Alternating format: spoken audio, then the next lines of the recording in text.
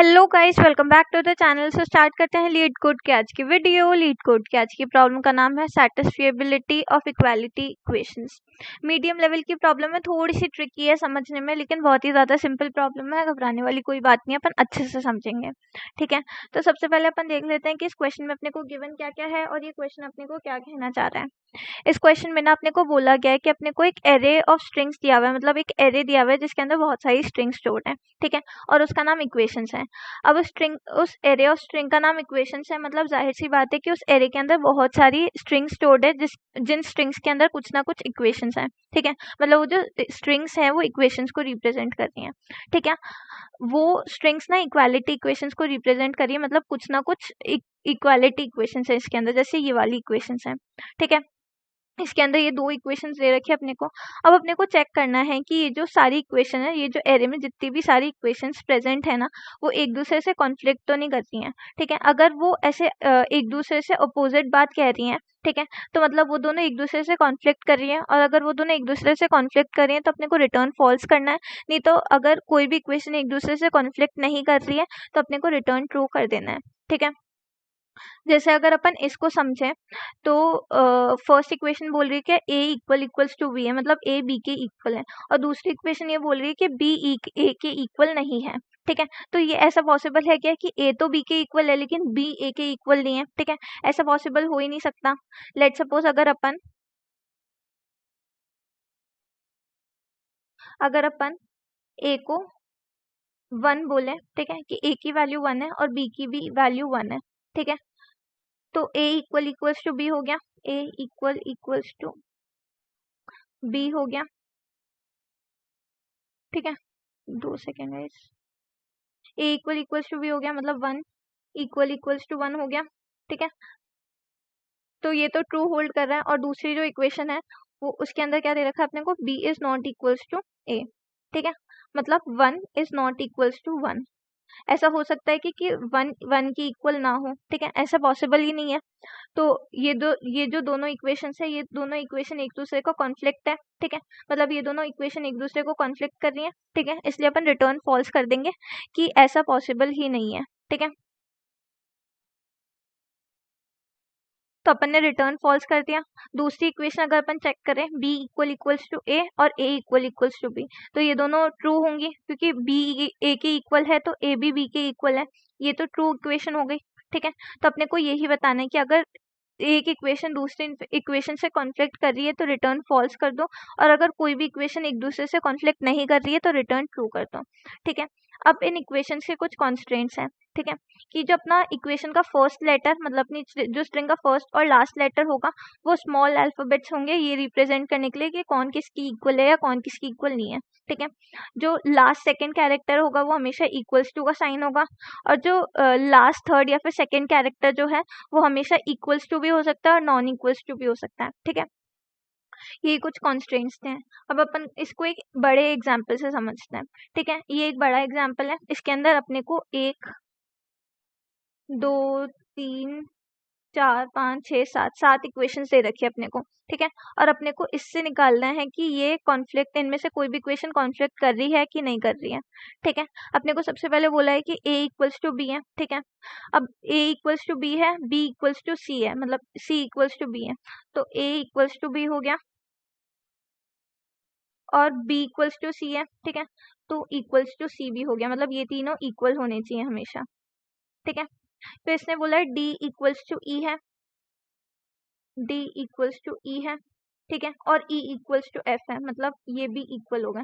ठीक है, ये एक और सेट बन गया अपना कि ये तीन भी हमेशा इक्वल होने चाहिए। ठीक है, तो अपन ने यहाँ तक समझ लिया। इसके बाद f equal equals to a है, मतलब ये वाला f इस वाले a के बराबर है, मतलब ये सारी ही इक्वेशंस एक दूसरे के बराबर हो गई।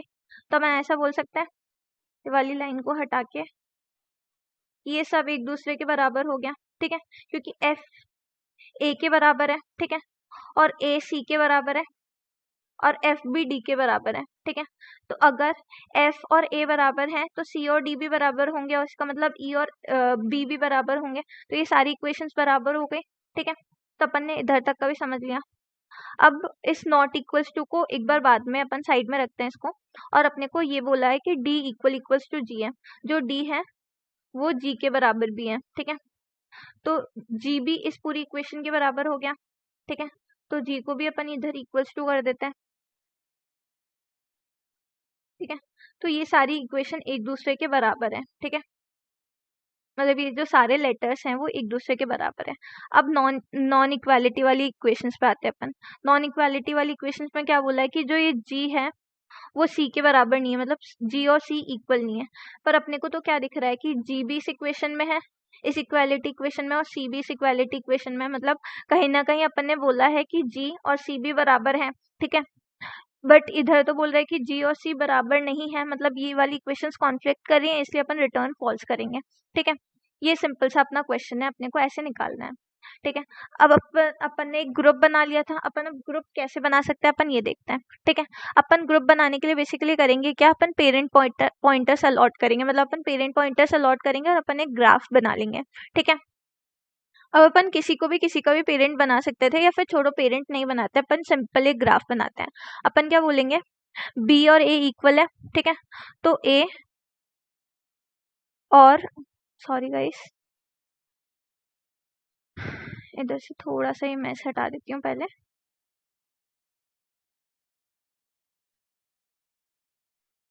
ठीक है। अपन ने क्या बोला कि ए और बी इक्वल है, ठीक है। तो ए और बी को अपन एक ग्राफ में कनेक्ट कर देते हैं, ए और बी, ठीक है। अब अपन ने क्या बोला है, बी और सी इक्वल है, ठीक है। तो अपन क्या करेंगे, अपन बी और सी को इक्वल कर दिया, ठीक है। ए बी सी ए की इक्वल है और ए बी की इक्वल है, ठीक है, अपन ने ये बोल दिया, ठीक है। अब डी और ई इक्वल है, तो अपन क्या करेंगे, D equals to E, D और ई का एक कनेक्शन बना दिया। अब अपन ने बोला है कि ई और एफ इक्वल है, ठीक है। तो अपन क्या करेंगे, ई और एफ को इक्वल कर देंगे। अब अपन ने क्या बोला, एफ और ए इक्वल है, तो अपन या तो ऐसा कनेक्शन बना सकते हैं ए और एफ का डायरेक्ट ऐसा, ठीक है। बट ऐसा कनेक्शन अच्छा नहीं लगेगा, ठीक है। ऐसा कनेक्शन, इसके अंदर बहुत सारी नोड्स आ गई, तो अपन क्या करेंगे, ये वाला कनेक्शन बना देंगे, ये वाला कनेक्शन बना देंगे, ये पूरा सीधी लाइन में कनेक्शन बने जा रहा है, ठीक है। सॉरी गाइस, एक ग्राफ बना रहे हैं अपन, अपना ग्राफ कैसे बना, रुकूंगा गाइस, इसको थोड़ा सा और सही करती हूँ। बी से ए कनेक्टेड था, ए से सी कनेक्टेड था, और सी से डी कनेक्ट हो गया, ठीक है। ये एफ इक्वल्स टू ए वाली कंडीशन में आ गई। अब नॉन इक्वालिटी कंडीशन अपन बाद में देखेंगे। अपना डी और जी भी एक दूसरे के इक्वल है, तो अपन क्या करेंगे, डी को जी से जोड़ देंगे, ठीक है। अपना ये ग्राफ बन गया, ठीक है। ये वाला ग्राफ ऐसा है कि इन सब में ये जो सारा ग्राफ के जो भी वैल्यूज हैं ये सब एक दूसरे के इक्वल हैं, ठीक है। अब अपन नॉन इक्वालिटी वाली कंडीशन पे आए। नॉन इक्वालिटी वाली कंडीशन का क्या मतलब है कि इन दोनों में से एक वेरिएबल अपने इस ग्राफ में प्रेजेंट नहीं होना चाहिए, मतलब ये दोनों एक दूसरे के इक्वल नहीं है, मतलब इन दोनों का कोई भी आपस में कनेक्शन नहीं होना चाहिए, ठीक है। इन दोनों का आपस में कोई कनेक्शन नहीं है, लेकिन जो जी है वो भी डी से कनेक्टेड है, ठीक है। और जो सी है वो भी डी से कनेक्टेड है, मतलब इन दोनों का एक इनडायरेक्ट कनेक्शन है, मतलब ये दोनों एक दूसरे की इक्वल है। मतलब ये वाली जो कंडीशन है ये अपनी फॉल्स हो रही है, इसलिए अपन रिटर्न फॉल्स कर देंगे, ठीक है। अब इसको, मतलब इस ग्राफ को बनाने के लिए अपने को कुछ पेरेंट पॉइंटर्स अलॉट करने पड़ेंगे, ठीक है।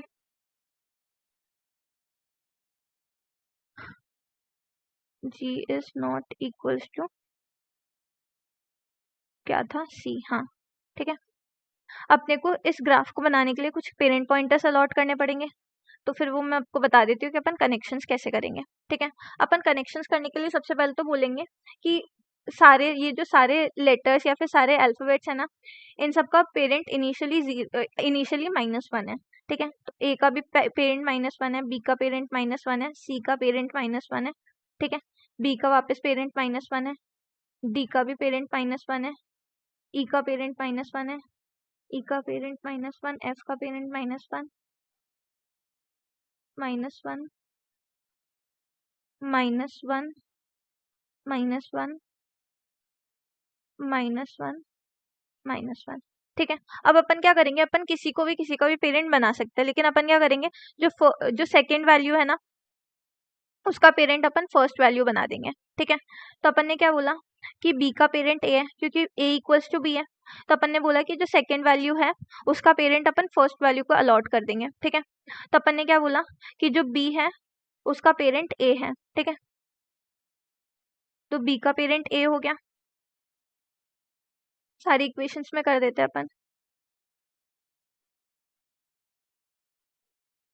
इन्हीं दो इक्वेशंस में था अभी, ठीक है। तो अपन ने बोला कि बी का जो पेरेंट है वो ए बन गया है, ठीक है।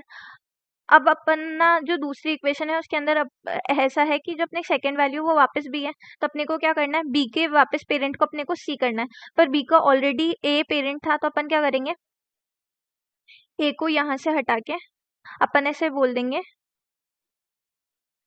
कि जो सी है वो बी का पेरेंट है, ठीक है। बी का जो पेरेंट है वो सी है और ए का भी पेरेंट सी है, ठीक है। इन दोनों के ही पेरेंट को मैंने सी कर दिया है, ठीक है। पहले ए का पेरेंट बी था, मतलब बी का पेरेंट ए था, ठीक है। और अब हो गया है कि सी का पेरेंट भी ए है और मतलब बी का पेरेंट भी ए है और बी का पेरेंट भी सी है और ए का पेरेंट भी सी है, मतलब इनडायरेक्टली वही कनेक्शन बन गया। अब ए बी सी तीनों का कनेक्शन बन गया। ऐसा था पहले, बी का जो था वो पेरेंट ए था, ठीक है। फिर अपने पास ये वाली इक्वेशन आई, तो अपन ने बोल दिया कि बी और ए दोनों का पेरेंट सी बन गया है, ठीक है। तो ये जो सी है ये दोनों का पेरेंट है, ठीक है। तो अपन ऐसा ये एक और ऐसा कनेक्शन ही बना देते हैं, ठीक है। तो इनडायरेक्टली बी और ए दोनों का पेरेंट सी बन गया, मतलब बी का पेरेंट ए भी है और ए का पेरेंट सी भी है, मतलब बी का पेरेंट सी भी है, मतलब ये तीनों एक दूसरे के इक्वल हैं, ठीक है। फिर अपन ने क्या बोला कि ई जो है वो ई का जो पेरेंट है वो डी है, ठीक है। ई के पेरेंट को अपन ने डी बना दिया है,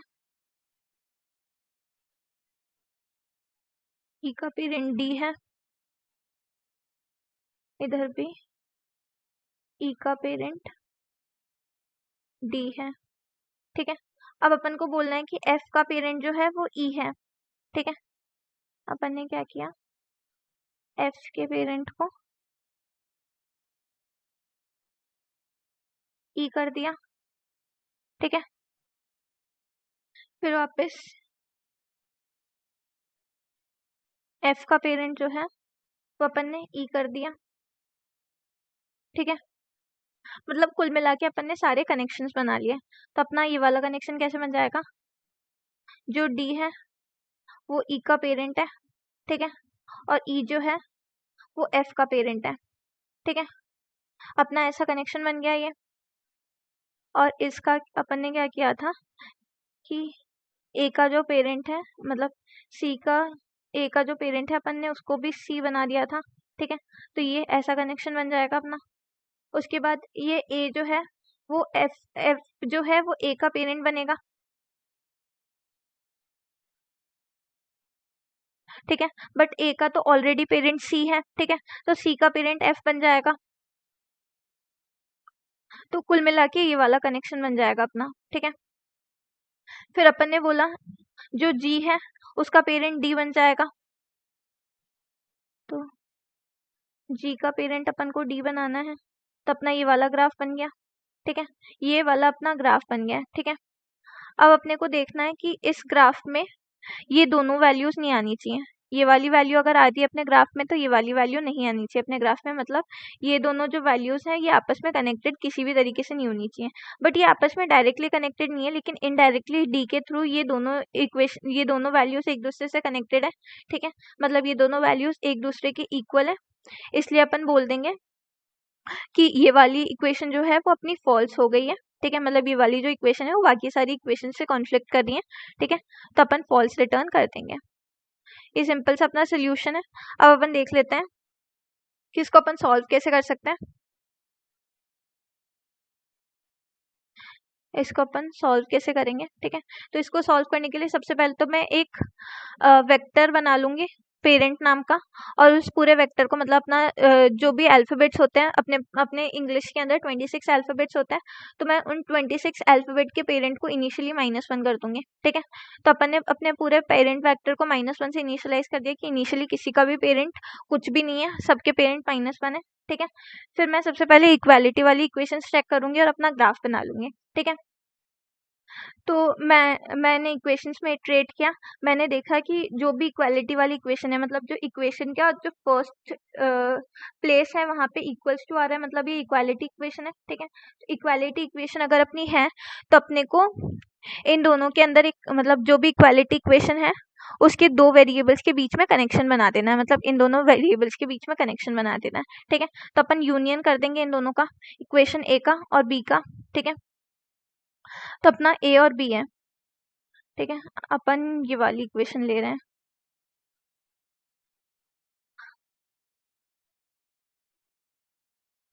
अपन अपनी ये वाली इक्वेशन ले रहे हैं, ए इक्वल्स टू बी, ठीक है। तो अपने को ए और बी के बीच में कनेक्शन बनाना है, तो अपन ने बोल दिया कि ए और बी के बीच में कनेक्शन बना दो, ठीक है। अब अपन ने इंटीजर में लिए 0 से 26 तक की वैल्यूज ली अपन ने, ठीक है। तो अपन क्या करेंगे, ए को ए से माइनस करेंगे तो ये 0th वैल्यू बन जाएगी, और बी को ए में से माइनस करेंगे तो फर्स्ट वैल्यू बन जाएगी, ठीक है। तो अपन ने अपने फंक्शन में पास क्या किया कि अपने को 0 और 1 के बीच में कनेक्शन बनाना है, ठीक है। तो सबसे पहले अपन फाइंड करेंगे कि जो 0 है उसका पेरेंट कौन है, मतलब अपना जो ए है उसका पेरेंट कौन है, ठीक है। तो अपन चेक करेंगे कि अगर ए का जो पेरेंट है वो अभी -1 है, ठीक है, मतलब ए का भी कोई भी पेरेंट अपन ने असाइन नहीं किया है, ठीक है। तो अपन ए को ही रिटर्न कर देंगे कि ए का कोई भी पेरेंट नहीं बना है अभी, ठीक है। तो अपने पास रिटर्न होके ए ही आ गया, मतलब 0 ही आ गया, ठीक है। फिर बी के लिए अपन ने चेक किया तो अभी इनिशियली तो बी का भी पेरेंट कोई भी नहीं था, ठीक है। तो अपना 1 ही आ जाएगा वापस। तो अपन बोल देंगे अगर इन दोनों का पेरेंट अभी कोई भी असाइन नहीं हुआ है तो जो अपना क्या कहते हैं बी है ना, ठीक है, अपनी जो सेकंड वैल्यू है उसको असाइन कर दो, मतलब उसके पेरेंट को असाइन कर दो ए, ठीक है। तो अपना ए का पेरेंट क्या हो गया, बी हो गया, ए का पेरेंट अपना बी हो गया, ठीक है। और लेट सपोज ऐसी कोई कंडीशन आती है जहाँ पे अपना ऑलरेडी पेरेंट असाइन था, ठीक है। अगर अपना ऑलरेडी पेरेंट असाइन था तो अपन उस पेरेंट को फाइंड करेंगे कि उस पेरेंट की क्या वैल्यू है, ठीक है। उस पेरेंट की अपने पास जब भी वैल्यू आ जाएगी तो फिर अपन उसका उससे कनेक्शन बना देंगे, ठीक है। अपन मतलब कुल मिला के सारे कनेक्शंस बना देंगे सारे यूनियन वालों से, ठीक है। अपन ने सारे कनेक्शंस बना दिए। फिर उन कनेक्शंस को बना के अपन फाइंड करेंगे सारी इनइक्वालिटी वाली कंडीशंस को, मतलब जो भी इक्वेशन अपनी इनइक्वालिटी वाली आएगी अपन उसको चेक करेंगे, ठीक है, उसको लेंगे। फिर अपन फाइंड करेंगे कि उस इनइक्वालिटी वाली कंडीशन का पेरेंट कौन है, मतलब उस वो वाली जो इनइक्वालिटी वाली कंडीशन है, जैसे बी और ए इधर अनइक्वल दे रखे हैं, ठीक है। तो अपन दोनों के पेरेंट को फाइंड करेंगे कि बी का पेरेंट कौन है और ए का पेरेंट कौन है, ठीक है। तो इधर अपन ने देखा कि बी का जो पेरेंट है वो 0 है, ठीक है, और ए जो है ए का पेरेंट भी 0 है, ठीक है। ए और बी दोनों का पेरेंट सेम है, ठीक है।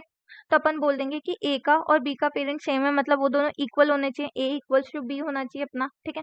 बट ऐसा हो रहा है कि ये इनइक्वालिटी वाली कंडीशन में अपने को बोला गया है कि बी और ए इक्वल ही होने चाहिए, मतलब उन दोनों के पेरेंट्स भी इक्वल नहीं होने चाहिए, ठीक है।